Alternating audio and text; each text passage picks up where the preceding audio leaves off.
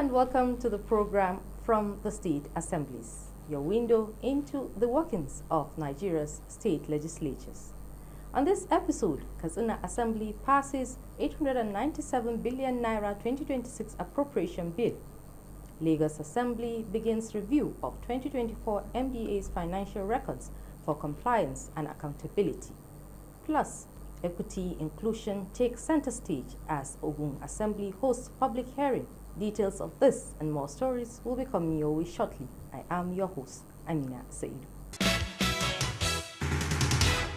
Thank you for staying with us. In the week under review, Katsina State House of Assembly has passed the 2026 appropriation bill of more than 897 billion naira into law. The bill was passed after the House unanimously adopted the report of the House Committee on Appropriation. Abidu Inusa reports. Presenting the report before the House, the Chairman, House Committee on Appropriation, said the report was compiled after all ministries and agencies appeared before the committee to defend their budget estimate. He added that the 2025 budget estimate tagged Building Your Future, the third, is people-oriented with 78% of the total allocation earmarked for capital projects. And the responsibility of this committee is to analyze and come up with a proper budget for the state. This is what we have done within the last 2 weeks.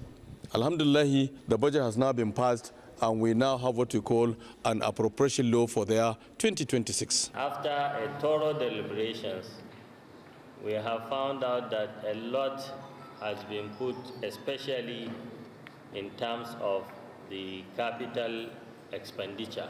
The Speaker, Nasir Yahaya, is expected to lead members of the House to present the approved appropriation bill to Governor Dikko Umar Radda for assent. Students of Salama International Academy who were on an excursion to the House were also present during the plenary where the 2026 budget estimate was approved. And in Lagos, the State House of Assembly has commenced a review of the 2024 financial records of ministries, departments, and agencies to identify compliance with applicable laws, regulations, and ethical standards in the management of public funds and resources. This necessitated the invitation extended to Auditor General and heads of MDAs by the Public Accounts Committee of the House of Assembly in Lagos. Musa Toliet has details. The meeting stems from sections 125 and 129 of the 1999 Constitution of the Federal Republic of Nigeria, which empowers the Public Accounts Committee to review, monitor, and supervise government agencies, programs, and activities. Heads of ministries, departments, and agencies have therefore been invited to clarify issues raised in the 2024 Auditor General's report with a view to encouraging a culture of accountability, transparency, and good governance in the state. The Public Account Committee of the State, of the Lagos State House of Assembly, we are set to commence deliberations on the audited report of the State Auditor General for the year 2024. As we proceed with this exercise, we will be inviting heads of indicted MDAs, and we expect full cooperation and transparency from all parties involved. We will be examining capital expenditure to ensure alignment with budgetary allocations, reviewing financial records to identify areas of improvement, and assessing project management systems to guarantee that our state is moving forward. We will also be focusing on fixed assets registers to prevent mismanagement and loss, as well as checking abandoned projects. As the House of Assembly Public Accounts Committee deliberates and scrutinizes the Auditor General's report and holds MDAs accountable, the legislators say there are consequences for those indicted. We are the one that is making law for the state, so automatically someone that is appropriating funds to you must surely know how effectively you have expended that money. That is the purpose of this exercise. It assists the government to work much more better, because most of the projects that they told us that they have done, we see it in the books. If it's not there, it behoves on us to go to confirm. So if you violate our laws, there must be punishment. We have it there. We have the audit laws, we have financial regulation laws, we have public management laws, we have EFCC and ICPC. We have all those laws that guided us and that we are going to follow everything to the letter. It has been there. We have to follow the rule. We have some of the accounting standards that you have to follow. If you don't follow it, if you don't follow the process, if you don't follow the due process, that is a fraud. And any fraud must be consequences. And what you mean by consequences, there must be punishment for it. The gathering is a continuous exercise, and it is a critical component in the oversight responsibility of the Public Accounts Committee and the Lagos State House of Assembly. Moving on, stakeholders on the Diversity, Equity and Inclusion Commission Bill converged on Ogun State House of Assembly to support and promote equitable representation, social justice, and prohibit discrimination against vulnerable groups across all sectors. This was at a public hearing on the bill sponsored by the Deputy Speaker of the House, Latifat Bonlale Ajayi. Yemi Dalemo has more. The bill seeks to entrench fairness, promote representation, and prohibit discrimination in all spheres while ensuring that diversity, equity, and inclusion principles were infused into policy making and implementation using evidence-based approaches and evaluation mechanisms. As the sponsor of this bill, I believe the Diversity, Equity and Inclusion Commission will serve as a platform for change where the voices of the heard, thereby promoting inclusive practice in governance and social life. As a chairman of the House Committee on Women Affairs, I recognize the importance of this bill, and in addressing the systematic inequality and basic that have long plagued our society, the EDL Commission will serve as a platform for change. That every submission made here today will be meticulously considered towards ensuring that the final bill takes care of the interests of stakeholders. Stakeholders, including representatives of the Joint National Association of People Living with Disabilities, Ogun State Disability Law Advocacy Group, Spinal Cord Injury Association, Justice Development and Peace Commission, among others, submitted inputs for inclusion in the bill. It represents a landmark opportunity for Ogun State to demonstrate progressive leadership in advancing human rights, health, and social justice. We understand that the enactment of diversity, equity, and inclusion law is an important step in tackling inequality and discrimination in Ogun State. We are speaking for thousands of Ogun State citizens whose voice have been muted by systematic neglect, persons with disability, who continue to suffer daily injustice despite valid, active, and binding laws enacted for their protection 7 years ago. The minority leader of the House, Lukman Adeleye, and the Ogun State Commissioner for Women Affairs and Social Development clarified that the DEI bill remained a top priority for both the legislative and executive arms. DEI bill is very straightforward. It is talking about accessibility. It is talking about economic empowerment.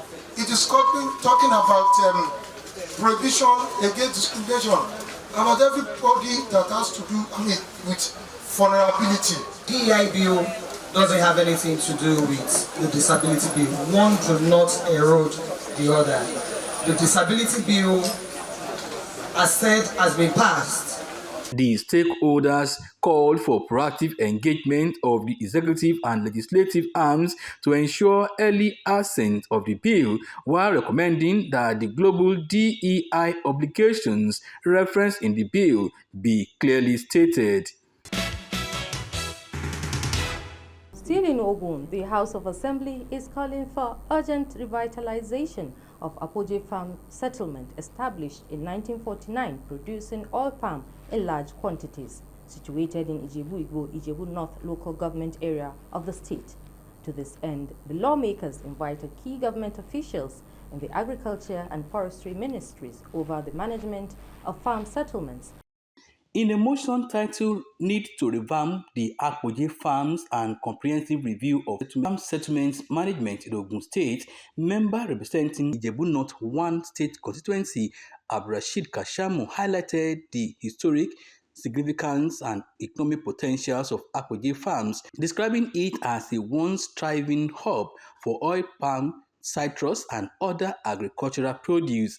He argued that the immediate rehabilitation of the farm settlement will support the state agricultural development strategies, enhance food production, and boost internally generated revenue. This position was supported by other lawmakers who also called on relevant authorities to prioritize infrastructure upgrades, modern farming systems, and strategic partnerships to restore full commercial operations at the farm settlements. Mr. Speaker and distinguished colleagues, now therefore it is proposed that 1. The state government, through the Ministry of Agriculture and Food Security, the State Agricultural Development Corporation, OGSADC, should immediately commence the revitalization of Abuja farms. The state government should explore and formalize strategic partnerships with private sector, development agencies, and agricultural investors to attract funding, technical expertise, and modern agricultural equipment, thus ensuring the transformation of the farm into a public-private partnership. The lawmakers advocate a thorough review and overhaul of all government-owned agricultural estates and facilities across the state to ensure transparency and efficiency. They frowned at continued encroachment by real estate developers converting government-acquired farmlands into residential estates. Government should look into the fertilization of this plantation and expand it in such a way that it will add to the food security. Mr. Speaker, it was the produce from this Abuja farm happened to be one of the produce that enriched the southwest as a whole. As at that time, that place used to bubble with life when we were in school in Ijebuko, Agowe in those days. And Mr. Speaker, agriculture is an area where we have comparative advantage. We have already realized that this farm is a good revenue for the state. So I want to charge the Committee on Agriculture and Public Accounts, as I said, to step up the game in this respect and look into other areas as well. While I support that of Abuja farm, I want to draw our attention to other gold mines that are seated all over the state. It is the opinion of this Honorable House that the state government should immediately commence the revitalization of Abuja farm through provision of infrastructure and implementation of supporting policy to restore full-scale operation and ensure its commercial viability. The Assembly directed the State Commissioner for Agriculture, its forestry counterpart, and the General Manager of the Agricultural Development Corporation to appear before it for further deliberations on the matter. In Abuja, Yemi Dalemo, NTA News. You're watching the program from the State Assemblies, a program that reviews legislative activities in the state houses of assembly across the nation. We now take a break. When we return, Kebbi lawmakers move to suspend Fakai chairman for alleged misconduct as Rivers Assembly urges state of emergency on education over decay in public schools. Stay with us. Every week, a voice stands out, a leader inspires, and a lawmaker makes the difference. From the chamber of debates to the hearts of the communities, we celebrate men and women shaping our democracy. Who is making impact? Who is driving change? Who is standing tall for the people? Join us as we spotlight excellence, celebrate service, and honor leadership. Legislator of the Week, where democracy meets inspiration. Stay tuned for Legislator of the Week, showing only on NTA Parliament. Don't miss Legislator of the Week, your window into impactful leadership.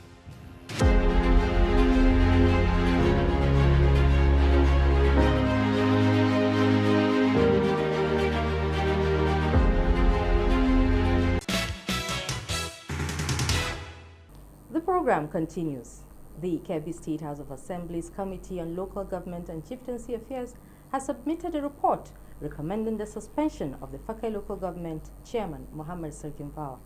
Assembly correspondent Jafar Yusuf Illo reports that the suspension follows several allegations against the chairman. The Cabinet House of Assemblies Committee Chairman Salihu Mekaswa Dangoje presented the findings of the committee and read the recommendation on the floor of the House. He stated that since the Fakai local government chairman was found guilty of gross misconduct and negligence of duty, he should be suspended for 6 months. The vice chairman is to oversee the affairs of the local government during this period. The committee also recommended that all illegally sold land be revoked and that construction of Mahuta Dam resume immediately. Muhammadu Buhari Alero, member representing Alero constituency, moved to adopt the recommendation, seconded by Nora Usman Kangiwa, member representing Kangiwa constituency. The vandalization of essential infrastructure such as electrical transformers, illegal employment lands, and the relocation of contractual duty are also unacceptable and must be addressed decisively. We have not concluded until when we invited him, when we invited the chairman to the House of Assembly. He came. We questioned him on the issues of this vandalization. Eventually, he confessed that actually he's involved in the acts. The recommendation now awaits final approval from Governor Nasir Idris. The House also commended the divisional officer of Fakai local government, Sani Isa, for his professionalism, commitment, and patriotism in arresting the vandals responsible for the transformer damage. He was further presented with a new motorcycle to enhance his surveillance and dedication to duty. We now take you to Rivers State, where the State House of Assembly has called on the state government to declare a state of emergency on primary and secondary education. This follows a report presented by the Chairman House Committee on Education, Igwe Afoji, detailing the deteriorating condition of public schools, especially the destruction and looting at the Township School, Moscow Road, Port Harcourt, by unidentified persons. Assembly correspondent Nkiru Onyejesi has details of this and other proceedings. Presenting his report, Chairman of the House Committee on Education, Honorable Igwe Afoji, lamented the severe decay across public schools in Rivers State. He urged the House to call on the state government to declare a state of emergency on primary and secondary education to salvage the deteriorating infrastructure and learning conditions. Against the background, the committee recommends as follows: that the House do invite seriously the Permanent Secretary, Ministry of Education, and the Chairman of Rivers State Assemblies of Education to appear before her, explain the state of affairs in universal education schools in our dear state.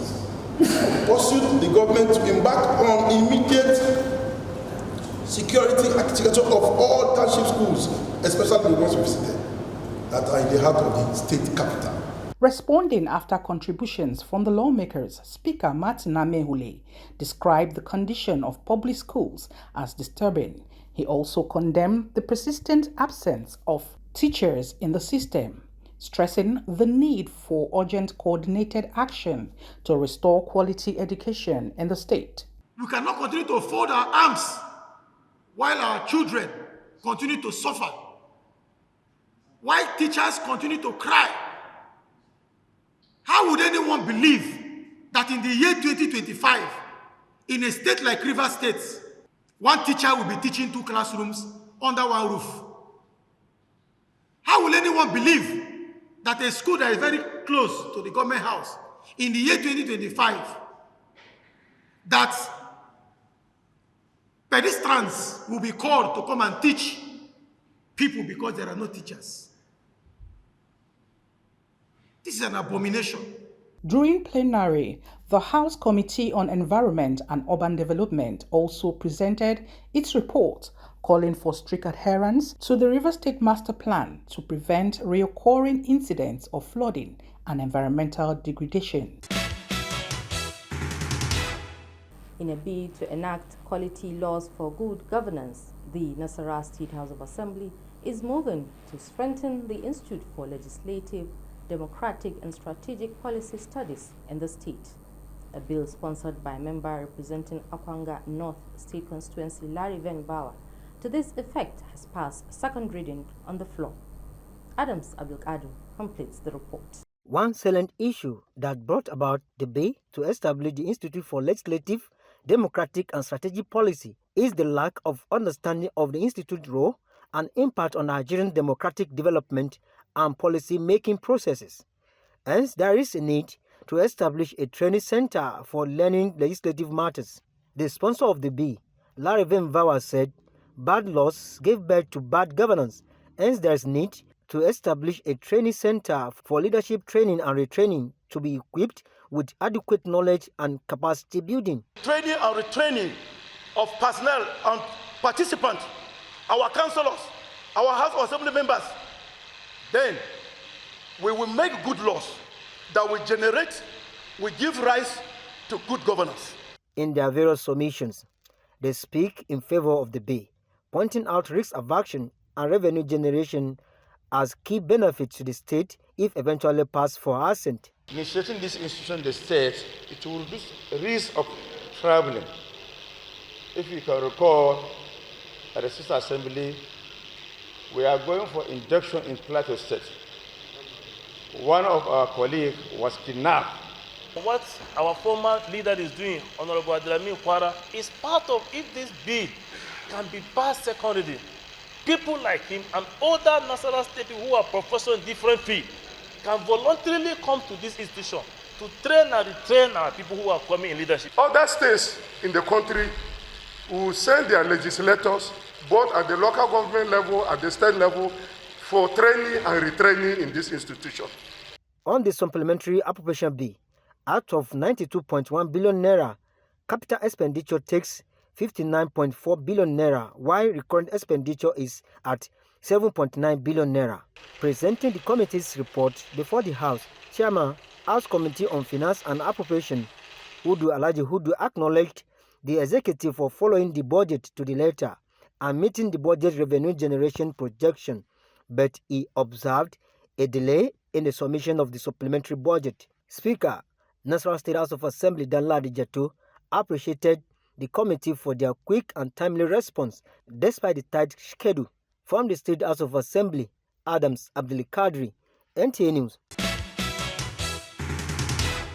And with that report, we come to the end of this week's episode of the program from the State Assemblies. Remember, you can still watch this episode, news and other programs on our social media handles showing on your screen. Thank you for watching. I remain your host, Amina Said.